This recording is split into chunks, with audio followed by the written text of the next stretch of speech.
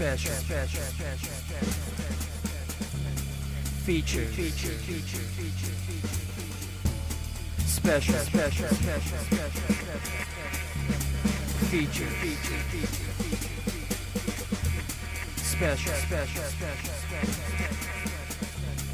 Feature.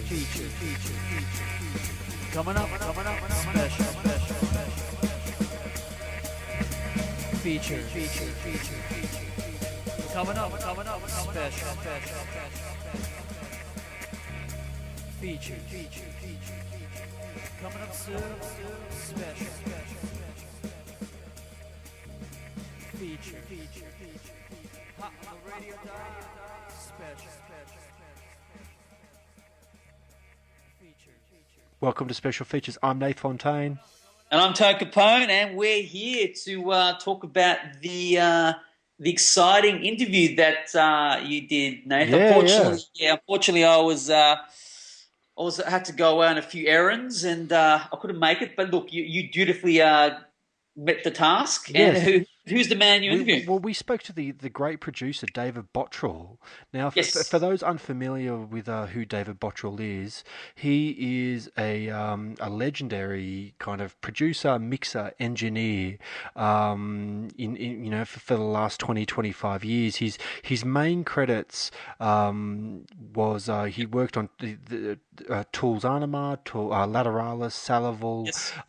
He did. Muse. He did, Origin and Symmetry. That's exactly right. He did Silverchair's Diorama. Yes. He did Amazing. Coheed and Cambria, Kid Rock. He started off working on early David Sylvian, Robert Fripp records. Which is I think is a pretty that's where he got his start doing a lot of interesting projects. Like he worked with Roger Eno and Daniel Lanois. He did a lot of David Sylvian, Robert Fripp, a lot of experimental. You know what, man? I actually admitted to him in the interview that I'd never heard of Roger Eno before. No. And he Say that. he had no. I felt embarrassed, but I actually did a bit of Googling and discovered that he was a very proficient musician in his own right. He did a lot of soundtrack work, and he was a composer in his own right, man. And I felt like I totally need to check who Roger Eno is, because he worked at the he came through the Grant Avenue Studios, which is where David Bottrill worked with Daniel Lanois, but in the mid '80s. But after he worked at the famous Grant Avenue Studios with Daniel Lanois, he went on to work with Peter Gabriel, of all people, at the He worked at the famous Real World Studios. Is that correct? The Real World Studios, and he worked there for 9 years. So he kind of worked on. He had a very good early apprenticeship, being exposed to a lot of different type of world music, a lot of different type of sounds, and audio engineering kind of techniques and flavors. It would have been a pretty creative environment to kind of be around during that period. Yeah, and also he's also a musician as well. Although from his words, he says he's not a great musician, but he was a muser. Did he play in bands himself, or? I don't know. He didn't really tell me if he kind of played in bands per se. I know that he kind of dabbled, and that's where it kind of came from. And I know that he was a big music like he loved Rush and Zeppelin, and he was listening to a lot of different things. But he's a big thing for Rush. He loves Rush. He loves Rush, yeah. Well, he was heavily involved with them. He was meant to produce the comeback record for Rush in 2001, Vapor Trails, which was after Neil Peart's tragedy. Because I'm not too sure if you're aware, but Neil Peart in the mid to late 90s, I think his wife and his daughter passed away really suddenly in a really bad accident, and it turned Neil Peart turned his back on music and sort of said, "That's it, I'm done. I can't do this anymore." And actually went away for 2 or 3 years to kind of I think he jumped on a motorbike and went around the world for a little while just to kind of gather his thoughts and whatnot. When he came back in 2000, he called up Geddy Lee and said, "Right, I'm ready to kind of jump back on the wagon." And they produced Vapor Trails. And there was talk of getting David Bottrill in to produce that record, but for whatever reason, they didn't want to upset the apple cart with Neil for his comeback track record, and actually got like a family friend, I think his name was Paul Northwell, I think it was, in to actually produce that record. So, but funnily, David Bottrill actually came in about 10 years later and actually remixed the Vapor Trails record as well. So, to kind of give it a bit of a better flavour at the time. But I mean, you'll discover more of this during the interview. He does talk about Rush. He talks about Tool and King Crimson and all that kind of stuff. I was talking about earlier, like, I want to hear. I can't wait to hear the story, a little bit of tidbits you learn about working with Tool, because I always find that they're always a little bit of a mystery about the process. So I'm sure you're always interested to find out what their process is like and how they work and all that kind of stuff. But also what I found is interesting, he's actually got, as a mixer, he's done some interesting stuff. He's done, Smashing Pumpkins, Oceana. Oh, totally, yeah. He did the Silverchair. He did quite a few. Coheed and Cambria, which are a great band. Yep. He's done some interesting.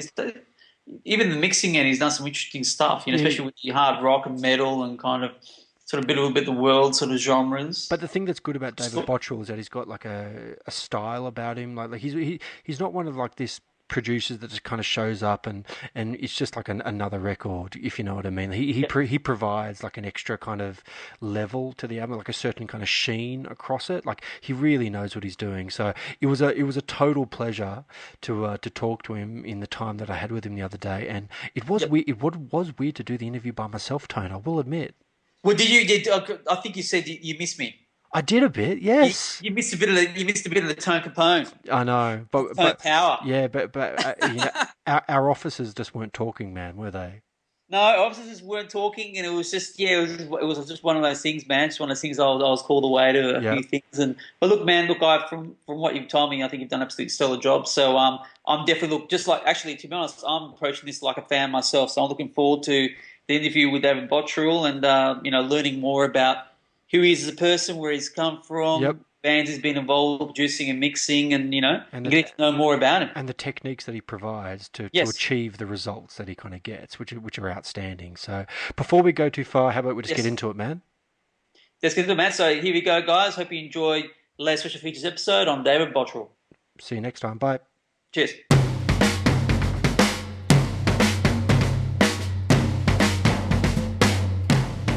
You are about to come to Australia, is that correct?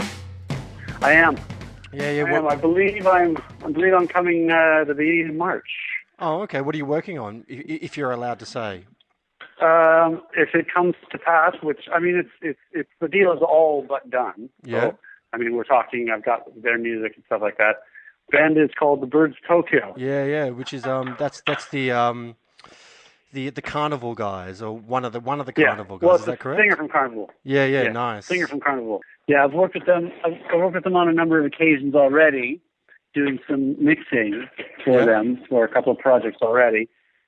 This one I'll be producing as well. Oh, okay, nice. Have you had much involvement with Australian music? Like, I know you came out in 2001, I think it was, for the diorama session for Silverchair. Yeah, nice. Yep. I did that. I mixed also Young Modern for them. Oh, we did that in Toronto. Okay, nice. And then the other band was that I worked with from Australia. It's from Melbourne, actually, called the Getaway Plan. Oh, okay, yeah, I know the Getaway Plan. Excellent. Yeah. Yeah. So like, apart from kind of working on bands, do you have much memories of Australian music or bands that you kind of liked back in the day or anything like that? I mean, I liked a few things. A lot of the stuff, like Gauthier, of course, thought he was really good. Yeah. I didn't know too much about the sort of the old school cold chisel stuff like that till I got introduced to it while I was there. Yeah. There was sort of a surreal moment when I was watching an Australian MTV special of the history of Australian bands. Of course, you always have the biggies, you have the AC/DCs and the Dude Barnes and stuff like that. But then there was this whole slew of other bands that kind of were kind of like bands that you knew from the 60s and 70s, but were different. And I guess that's because they were playing music like The Who or like Stones or like The Doors or something like that. Yeah. But of course, none of those bands would ever go tour there because it's too expensive. Yeah. So they'd fill that gap and become quite famous in Australia as being not a cover band, but a band that was, had a similar sort of stylistic taste and stuff like that. Yeah. In that band. So it was very, very interesting. Did you go down the path of checking out like Midnight Oil and the Birthday Party and all those kind of bands? Well, Midnight Oil I did listen to when back in the day when they were, sort of doing stuff in the 80s. I always liked that. Birthday Party. Well, I got more into Nick Cave actually later on, but I went back and heard some of that stuff. But I always thought he was super talented. Yeah, I like the Birthday Party, but they're at a bit of an acquired taste, if you know what I mean. Sure, of course. But I think as a writer, I think Nick Cave is really brilliant. Oh yeah, he's amazing. I think he's, really he's a multi-talented artist, I think. Do you ever kind of get to that point with artists? Like, I know, like, you work with a lot of bands and whatnot, but do you have, like, a wish list of musicians that you'd love to work with? Like, would Nick Cave be an example of someone that you'd love to kind of produce one of his records? I mean, when you think about it, yes, of course, it's something like that. But I don't, I've been asked if I do that, and I've been asked to do that at times. And I come up with names and I come up with things, but I find that I really respond better when an artist who has heard my body of work approaches me and wants me to do something. And then I can say, okay, well, how does what I do apply to you? Let me listen to your music. Do I feel like I can contribute to it? And if so, then let's work together. But me putting a wish list and sort of trying to hustle bands to, bands or bands that I like to work with, I think it's never seemed to work out for me in the past doing that. Yeah. If the project has come to pass or a situation comes to pass when you do work with somebody under those sort of circumstances, it's never really been as successful as I'd hoped. So, okay. I tend to not, like, I will certainly approach bands and things that I like, but I have to have an immediate sort of response back from them, like, oh yeah, that's great, man, let's do something. There needs to be like there need to be like excited. There needs to be like a vibe in the air to kind of make it work. Of course, there needs to be some enthusiasm from them as well, because otherwise, to me, there's just no point. Like if they're not coming at it with some respect for what I do, because that's what you have to have, right? Of course. If they're not coming at it with that, then there is no point. It's just like, oh, this guy wants to work with me. All right, well, we'll try something. The one thing that I've kind of always enjoyed about the records you produce is that there's always like I love the fact that whenever I pick up a record and I see that it's produced by you, that it adds an extra dimension to the record, like the way it kind of sounds, the way it mixed, the way it's produced. Like there's a certain kind of sheen attached to the record when you're kind of involved with it, and it must be kind of nice, kind of having that kind of ability to kind of get that out. Like it sounds like you get the best out of musicians, if you know what I mean. Well, thanks. I mean, I do push musicians hard sometimes, but ultimately, I like that at the end of a project, if a musician comes to me and says that they appreciate, they learned something from me, they appreciate me pushing them, and they're a better musician as a result. That's a real success for me, and I always want musicians really, above all else, to be proud of what they've done. Yeah. And the only way you can do that is to work hard on it. Now, some have already worked hard and woodshedded and done all kinds of things to get them to that point. But some need to be pushed a little out of their comfort zone in the studio. And when that happens, sometimes some amazing things can occur. And when that happens, of course, the musician hears it back and it's like, wow, I would never thought to play that, or I didn't think I would be able to play that, but look, I did, So I think it's always great to really kind of to make a band grow. I mean, if as a producer, if I don't make a band grow from their last projects or their last projects, then part of my job I'm not doing. It must make it a lot easier for you when the band is fully prepared, if you know what I mean, when they go into the studio and like well rehearsed and truthfully like good musicians. In saying that though, like not everyone has to be like an amazing player. They're just got to be really good at what they do, if you know what I mean. If they do yes, you're right. The amount of preparation is vital, really, to a good record and to good writing. But as long, somebody doesn't have to be a virtuoso to impress me. What impresses me is if somebody does something with conviction. Yeah. And once they've got that, then they can always improve. They can always get better. But if they have conviction and they believe in themselves, they believe in what they do, then that'll go a long way. Yeah. In my preparation for this interview, as I said, I was going through your back catalogue, and I saw one of the artists you were involved with was this band called Soen, Soen. You engineered and produced Cognitive and Tellurion, I think it was Tellurion. Yeah. Yeah. I was blown away. I did a headphone listen for that about 3 or 4 days ago, and I was just stunned that I'd never kind of found this record. It was amazing. Yeah, I mean, they're a young Swedish band that, they're trying to make it, in the industry, but they've all got jobs and families and stuff like that. So they work on it as much as they can, and then they go to their jobs. I do quite a lot of work like that with bands that the way the world has become, a lot of bands have to have other things, and they do other work, and they work very hard on their music, and then they go to other things. So I help them out, and they send me stuff, and then they'll send me guitars that are just DIs, and I'll make them into great guitar sounds. It's a lot of fun to do. It kind of helps on that record too when you've got Martin Lopez, who is ex Opeth and a Monomath and whatnot. Like he's an amazing. I mean, obviously the whole band is great. Like they're really great, but he's a machine of a drummer. That guy. Yeah. He's very, very, very good. So obviously, kind of going back to the day, you actually got your start working at the Real Word Studios with Peter Gabriel, and you worked on, was it So? Is that right? Well, even before that, I worked in Hamilton with Daniel Lanois. Yeah, you worked when on. he was doing a lot of the early ambient records with Brian Eno. Yeah. So that was my initial start. Then Dan went over to produce with Peter, and we went on that.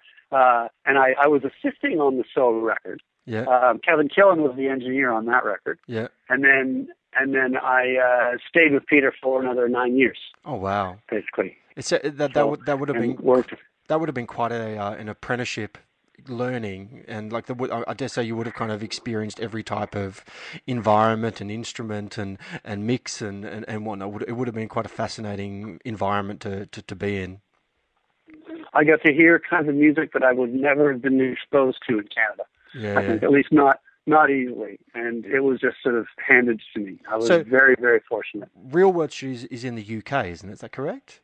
Yes, it is. It's about 150 clicks out of London. So did you relocated for 9 years? Did you? Oh, I lived in England for 20. Actually. Oh my lord! Really? Wow! Yeah. I was in the UK for 20 years. I lived in Bath and then London. So what made you come back to Toronto? Well, I'd moved to New York first. Oh yeah. And then I met my future ex-wife. Oh, okay. So I moved back to Toronto. There you go. It would have been nice to kind of get back to Toronto. You grew up there, didn't you? Is that correct? I grew up about 50 kilometers outside of Toronto. Oh, okay. All right. And how did you find yourself becoming an engineer? Like, were you a musician to begin with? Like is that kind of how it kind of all started? Yeah. I was a bad basement guitar player. Yeah. And tried to do something with that, but knowing that once I got into the studio, I fell in love with just being in the studio and creating in there. So I learned how to work the gear first, and then inspire musicians second, and found that I was better at making a good musician play great than I was at making myself play any better. So, like to this day, do you still muck around and kind of fiddle about with the guitar? You know what?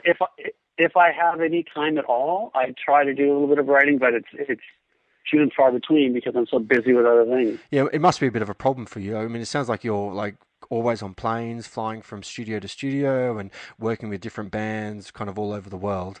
I mean, it sounds like you're busy all the time. I'm busy most of the time. Like everybody, there are some down times, but I do find myself quite busy all the time.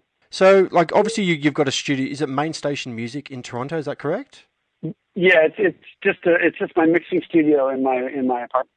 Okay, just in your apartment, so you don't have like a formal kind of recording space for bands to come No, get I don't stronger? have a recording space. Oh, okay. Is that something that I mean, you've had that in the past, haven't you? I have. Okay, all I right. have. And you just, But I mean, it's a long story as to why we closed it down. oh, okay. Had to do with sort of divorces and moving houses and stuff like that. So, but my partner at the time, Brian Monkhart, he took the gear, and some of my gear is up there, and he's got a studio up north. Oh, okay. North of Toronto. Fair enough. So it's all good. Is that something that you can kind of see yourself maybe getting back to, or are you quite happy with just having like a mixing space at home and not having a recording option? The only thing I think I would ever do again is if I was to move from my current location, which I will be soon. Oh, yeah. Well, they're tearing down my building and building another, and building a 12-story office building. So kind of blows because we're in a really nice, like, in a neighborhood that for years was a full-on artist community, basically. Yeah. As places gentrify, what happens. The artists come first, then the people who want to be around the artists come next. They drive up the property values. People build condominiums, and then all the artists who were there that people wanted to be around can't afford to live there anymore, and so they move on. Well, yeah, fair enough. The complex that I'm in, it was this beautiful set of lofts, funky lofts. There were photographers and painters and clothing designers and musicians, and most of them are gone, and I'm still here, but soon they'll kick us out, and that'll be it. So it is what it is. Yeah, fair enough. It is what it is, but that's okay. What I would say is this. So in a long-winded answer to your question, I would get a space where if I bought a place, I would have a studio and one booth to build one booth to record in. And so you could do vocals, so you could do you could soundproof it so that you weren't disturbing the neighbors. Have it so you could do that, and then you could do most everything else but drums. I won't build a place where I can do drums. Yeah. That's just the investment that you need to put in to do that.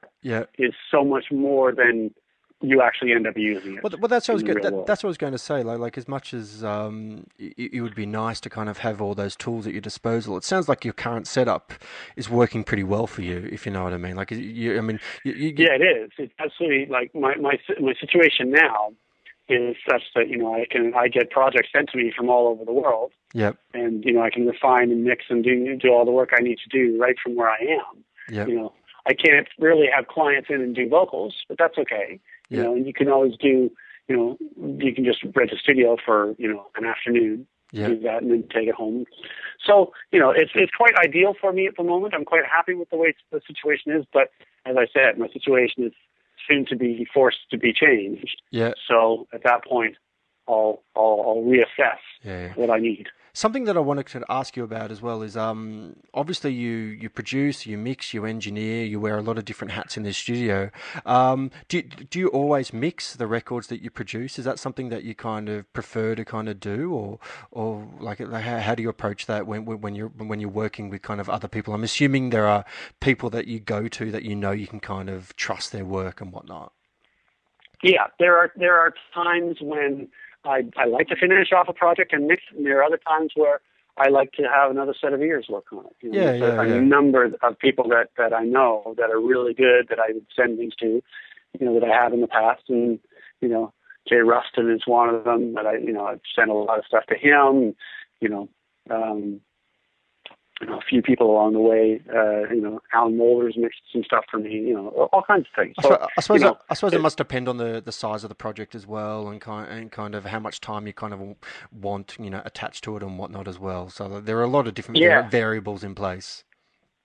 Well, yes, and if you've worked on something, if you've done a production that's taken, a good couple of months or longer than that, and you really invest a lot of time in it, at that point, you might think, what? Let's get somebody else with a fresh perspective on this, because I know it's there. I know we've got it recorded, and it's great things. But why don't we just get somebody else to kind of, take it in a slight direction that, we might not have thought of, and see whether we like it or not. On the flip side as well, it must be interesting for you to kind of come in and just be a mixer, for example, and have to trust the choices that a producer has made. Like, are you able to kind of detach yourself from another producer's choices and actually just do your job of mixing and that's it? When I get sent a mixing project, the first thing I do is I just I'll listen to the rough mix that they've got, because there's always one that comes along. But I almost prefer it when they don't send one, because then I just go by instinct, yes, and then I just do what I think is right. Yeah. And if that suits the band, and then often they'll be like, oh wow, this is great, we wouldn't have thought of this. And then sometimes, like, you know what, we really love this, check out this mix or whatever. And then you go, okay, fine. But what I don't like is when everybody just says, well, just make it sound like the rough mix. Like, well, then release the rough mix. What am I doing? If you're just trying to drag me back to that, then just release that, because there's no point. Yeah. Right? If you really are in love with that, then just release it. Just do that. That's right. I'd rather just say, this is my take on it. Well, that's exactly right. They're essentially hiring you for your own personal choices. That they're not hiring you just to do a rough mix, are they? That's what you would think. They want your signature. They want your signature on it, essentially. You would think, but oftentimes you get it, and all they want to do is just drag you back to the rough mix. And so, it seems absurd to me too at times, but that's what you get. How do you kind of get the best out of a band when you're producing? Like what is your kind of process and whatnot? Well, there are multiple techniques. Some bands play well together as a band. Some bands prefer to do it on their own, one at a time. You just have to kind of go into every situation and assess it when you get there, and say, okay, what's this person's strength?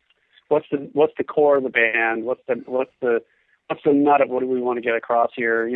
It really is an individual thing on every record. So you have to get to know the people, and the best way I find to do that is to do at least a week of pre-production, where there's not the pressure of studio time, there's not the pressure of having to finish at a certain time. It's pure creative time.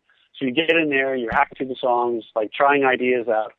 I go into the situation saying, look, everybody's going to have ideas for these things, and everybody's going to feed off it. All I ask is that you try. We don't have to do everything that I say, but I do insist that you try. At least, to give the idea, and try it with conviction. Don't try it just because, like, oh, well, all right, let's try that idea. I know it's not going to work, but I'll do it anyway. That's the wrong attitude. It's like, try it with conviction, and the room will know if the idea works or not. So all I ask is that you give every idea a fair shot. And sometimes the most absurd ones are the ones that actually work the best. Interesting. So, you have to have an open mind. Of course, yeah. Do you ever come across the concept of ego within bands, and especially when bands kind of... Oh, never. Never. Of course. I must have it. Of course. But how do you deal with that as a producer? Obviously, if they're hiring you as a producer, it's your job to kind of try and make choices and kind of improve the record according to your vision. Obviously, you've got to kind of coincide with the band's vision as well. But I'm assuming disagreements must take place occasionally. They do, but it depends on the band that's hiring you. But you can always lean back on the, well, I have done this a couple of times, and so I kind of know what works. But if we want to try this, go ahead. Yeah. But this will waste a certain amount of time. So you can try. Some people will listen, and some people won't. It really comes down to the respect of the person that the person has for you when they hire you. And if they have that, they'll listen to you. If they don't, then you probably shouldn't be on the record anyway. Yeah, I suppose you're dead right. At the end of the day, you've got X amount of time for me to do this job, so let's take advantage of the time that we have and let's just get on with it. Yeah. Yeah. Yeah. Something I noticed as well, that you were recently, obviously you've been involved with Rush for quite some time. You did a remix. Apparently they actually wanted you to produce their Vapor Trails album, I read, the comeback record for Neil Peart in 2001. But I read that for whatever reason, Geddy Lee didn't really want to disrupt Neil's kind of preparation for the record, seeing that he was coming back from his tragedy, and they kind of went with a different producer on that record. But they got you back to remix the album a few years ago. Is that correct? That's pretty much correct. We we spoke about it at the time, and I went into the studio with them for a day, and we hung around, we did a little bit of work, and just hung out. We got on very well. But you're exactly right. When Neil was coming back from this tragedy of his family passing away, essentially they wanted to use Paul Northfield, who was more of a sort of old family member, and rather than throw another person into the mix who may or may not understand the emotions of the situation or whatever, they thought they'd go with somebody that they knew. Yes. And I completely understood that and completely supported that decision. I thought it was probably the wise decision. The thing that happened with the record during the mix was, that time period was, in some cases, the height of the volume wars. So, it had a certain characteristic and a certain sound, but the Rush fans, weren't used to that sort of that approach to the way that a Rush record would sound. So they'd always kind of lobbied quite heavily, via the internet primarily, for a remix of that record. So they, when that came to pass, they called me to do it, and because they just thought, well, here's the guy we thought about maybe producing in the first place. What's his take on it? So they sent it to me, and they didn't send it with any sort of preconceived, make it sound like this or like that. It's just like, do a mix and see what we think. So I did a couple songs, and they loved them, and we just carried on. So do you ever have to pinch yourself a little bit? Like, obviously being from Canada and actually suddenly finding yourself in a situation where you're dealing with Rush. I mean, Rush they're not a small band. They're giants of music. But I suppose from your perspective, they're just musicians trying to create a record, and you're just trying to get the best out of them. But it must be nice for you being from Toronto, because Rush are from there as well, so it must be interesting to kind of be in that position. My 15-year-old self was very happy. Yes. Yeah, I imagine you would. Is that being an old fan of the band? Sure. Is that what you were doing when you were 15, listening to Rush and whatnot? They were one of the bands I was listening to. I mean, I was a big Zeppelin fan too. Yeah, nice. But Rush were. I've seen them several times live, and it was fun to be asked to be part of their world. Did you? I can certainly say that. Did you check out the Led Zeppelin reissues that they did of all their records recently? I've heard them. Yeah, I think they sound great. I think I think that they sound different. I reckon. I listen. Yeah, I mean, I think what. All I would say about that is that it's a pity that the focus seems to continually be on past work in some cases. And, I respect all of them as musicians. I respect them for what they've done in the past. But I think that, you can keep remastering and reissuing things for days, Yeah. At the end of the day, it's still the same material. It sounds a little different. It sounds a little bit mastered different, but it's still the same material. So it's like, just do some new material. Just, writers. I suppose from their perspective, they're probably trying to constantly kind of reintroduce the material to a new generation of listeners, all the time. I mean, you're right. How many times can you reissue old material? I mean, there was nothing wrong with the record in 1972 or whatever. There's nothing wrong with it at all. It sounded great. So just release that, But whatever. I can see their perspective as well. I can see their perspective, but classic rock radio is there for a reason too, And kids often hear things when their dads are playing stuff on the car. Yeah. So. Yeah. So back to Rush quickly. You obviously you were involved also in the Rush 40th anniversary release, and did you actually record 2 live shows in Toronto in I think it was middle of last year, wasn't it? Is that right? Yes, in June. June last year. What is it like? We recorded. What is it like miking up Neil Peart's kit? Because there's so many parts to that kit. Sure, but you know what? I took splits off the live. Oh, okay. So nice. I didn't go in and remic it myself. Yeah. That would have been absurd. Yeah. There'd have been more microphones around that you wouldn't have been able to see him. Don't get me wrong, man. I love Neil Peart, but it always amuses me whenever I see him playing, because he's literally surrounded. He has so much gear. I'm assuming you have to move pieces out of the way to get him into the kit, if you know what I mean. I think there's a little doorway in. I think that you can just get in, but yeah, beyond that, yeah, it's pretty tight. Yeah, and of course there are 2 kits, right? Yeah, of course. Yeah, that's right. There are 2 kits for that show. So. Do you like do you enjoy doing the live shows? Like it must be a new set of challenges for you. It was. I mean, we were sort of flying blind in a couple of places, but it's we lost sync at one point for the first show. But the great thing was really we did a lot of setup and I did a lot of preparations for it.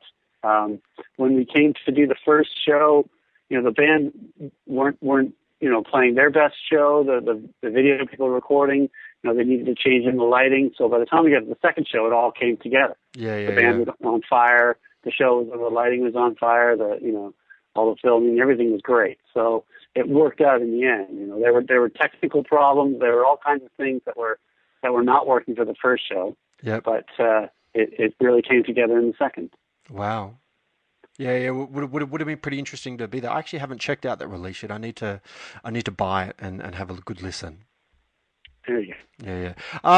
Going back to your early days as well. Obviously, you were involved with King Crimson. You kind of did the Thrack album, but you're also kind of heavily involved with Robert Fripp and David Sylvian's solo LPs in the early 90s. So I'm assuming that was your doorway into kind of working with King Crimson? Yeah, David called first, and we did that record, and Robert I carried on with Robert after that for a couple of records. We did the sort of initial, like the demo record called Broom, and they released that, and then we did Thrack after that. Which is some of the same material and then some new. But of course, with Crimson, their material is always half improvised anyway, so it's a different thing. But that was the doorway into kind of working with Tool and whatnot as well. Like obviously with Anima in '96 and Lateralis in 2001, you obviously formed a relationship. But you produced those records as well. Like how do you approach producing a band like Tool? Like it must be a pretty interesting process, creatively speaking. It was because they have a really strong work ethic. They really prepare, for the recordings, and they practice and they work very hard. I mean, they're consummate musicians, all of them. They're so good, and they really work hard at creating the emotion that they want to. So. Yeah.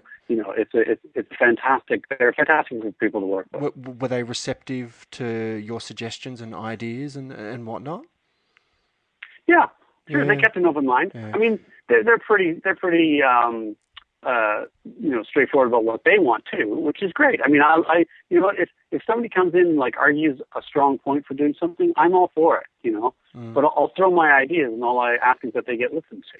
As long as they get listened to, then I'm fine. Yeah, we spoke to Joe Barresi about the 10,000 Days record that he engineered and whatnot, and he was kind of recounting a story that in rehearsal time he was standing outside the door listening to Danny Carey jam with the band, and he couldn't believe it was just one guy. Like it was just one guy making this sound, just like a total machine.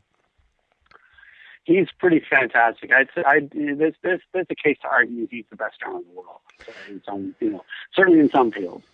He's so creative, and so, something that I actually noticed with Danny Carey, I was watching him play, doing a live show, and I was noticing how he sits really straight, and he doesn't move very much, but the sound that he kind of gets out of his drum kit, and he's a big guy too, like he's not a small guy at all, like he's quite tall, and he looks like quite a unit behind that kit. Yeah, but the great thing about Danny is he knows how to hit. He's not just hammering things. He knows how to finesse and how to hit the drums to get different tone out of them. He's not just a thrasher. He knows how to play. Yeah, and that's the great thing. He's a very musical drummer. He's a very melodic drummer.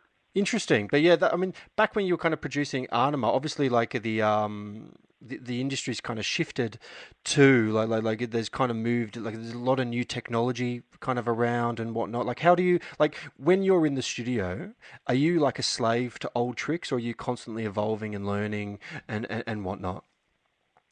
I always try to learn something at least once on every record. So I have techniques that I'm used to using.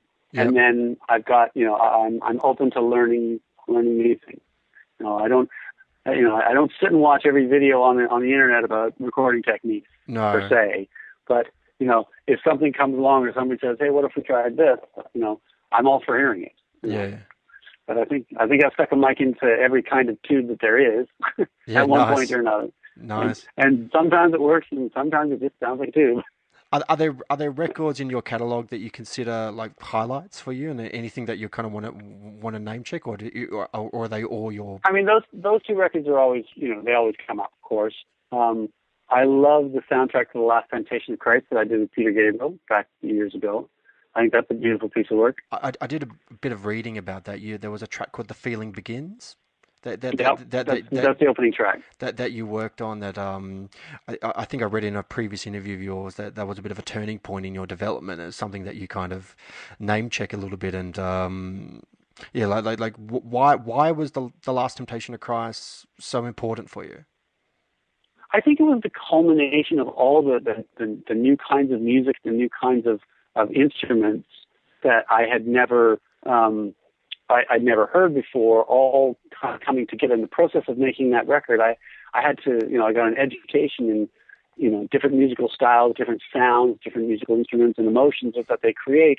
And, being able to watch the great musicianship of all the people that came in, it's, I'm trying not to say it took me to another level because that's such a cheesy and cliched thing to say, but it elevated my abilities, and it opened my eyes to things that, again, I would have never been presented with without being part of that project. Yeah, nice. I actually even noticed too that when you're at Grant Avenue Studios with was it Daniel Lanois, Lanois, I should say. Sorry. You worked on Roger Eno's albums as well. Is that correct?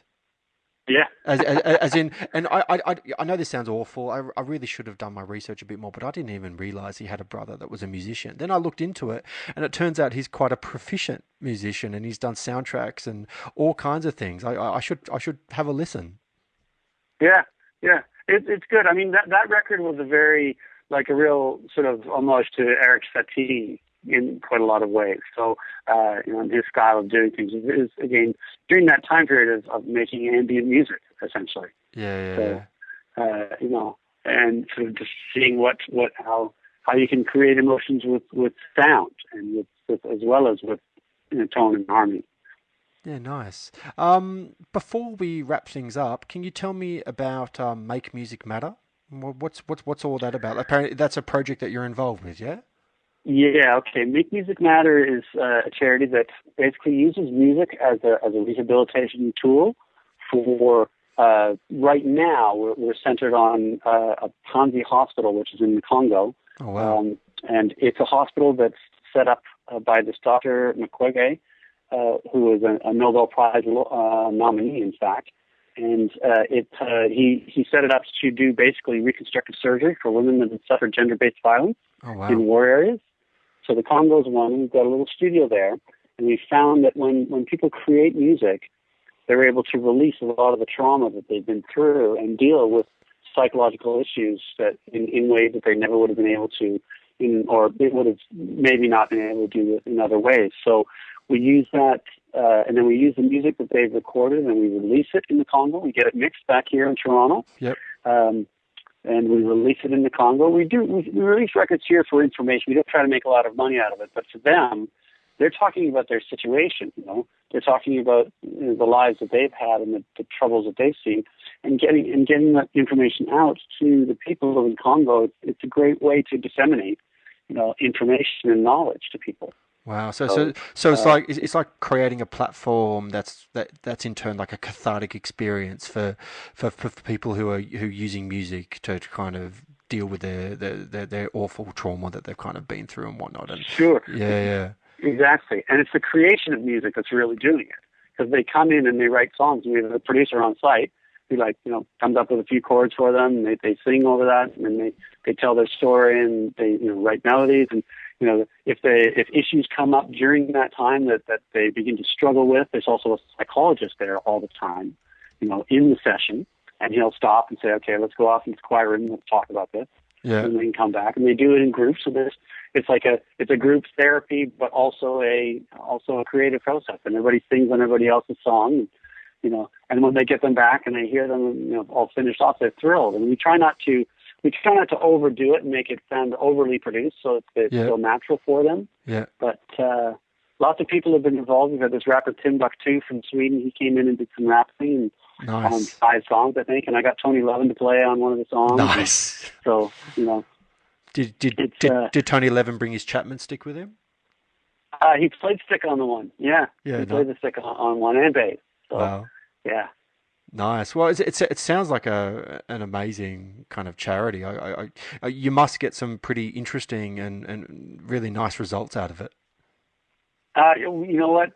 Things happen that continually surprise me, and the quality of work that comes out of that place is astounding for what is essentially amateurs, doing it. It's, of course. People.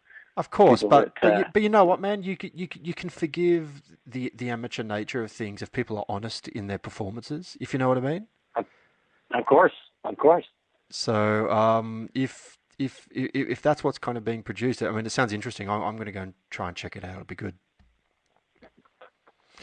All right, mate. Well, thank you so much for talking to me and actually taking the time out of your day. I know there was a little bit of back and forth regarding the organisation of the interview, but it's man, I'm really pleased to have been given the opportunity to talk to you for a bit. Like, I've been listening to your records for like 20 years.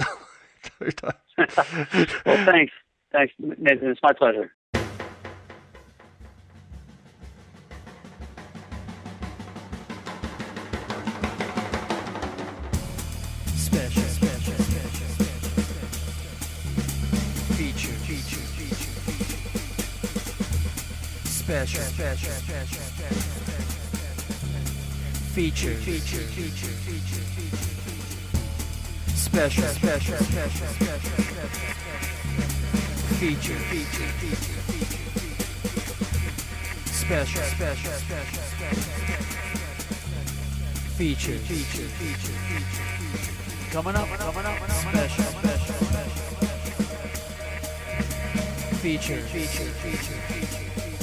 Coming up, special. Feature. Coming up, special.